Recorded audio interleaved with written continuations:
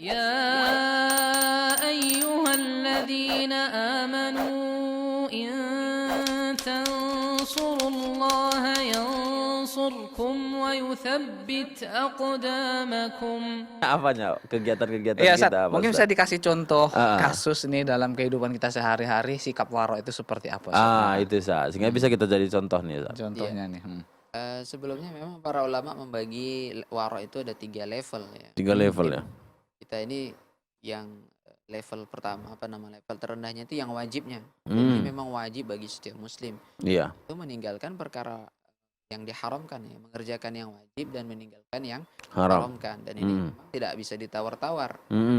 Yang wajib dikerjakan sedikit saja, yang haram diambil sebagian-sebagian atau tidak ditinggalkan secara total. Dan ini perkara yang pertama wajib level terendahnya. Karena ini bagi setiap muslim wajib bersikap seperti itu.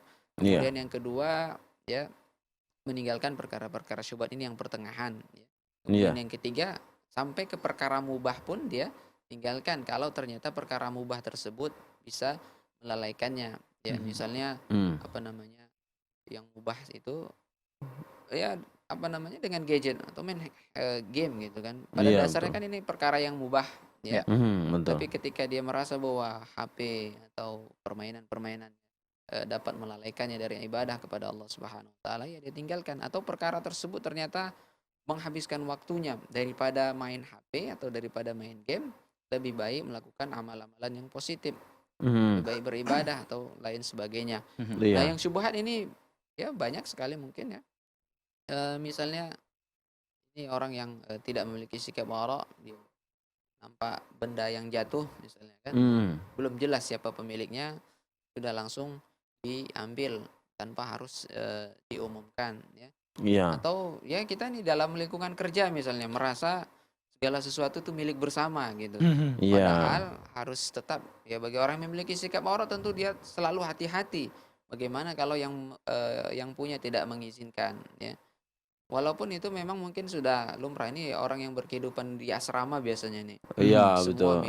milik bersama. Milik bersama. Padahal belum Betul, ya. tentu. Bisa jadi pemiliknya nanti jengkel ya kan. Betul. Perkara sendal saja misalnya. Heeh. Rasa sendal lu, sendal gua kan gitu. Semua sendal milik bersama. Iya, betul. Tapi ketika orang yang memiliki sendal itu kehilangan, tentu dia akan jengkel dan marah ya. Bahkan merasa terzalimi ya. Mungkin setelah dia tahu kita yang memakai itu dibolehkan, akan tetapi ini merupakan sikap yang tidak hati-hati, bisa jatuh ke dalam perbuatan diharamkan oleh Allah Subhanahu wa taala. Ya. Itu banyak sekali sebenarnya ya. Kalau kita belum jelas salah satu bentuk kehati-hatian juga adalah ketika kita makan di tempat orang kan begitu. Iya.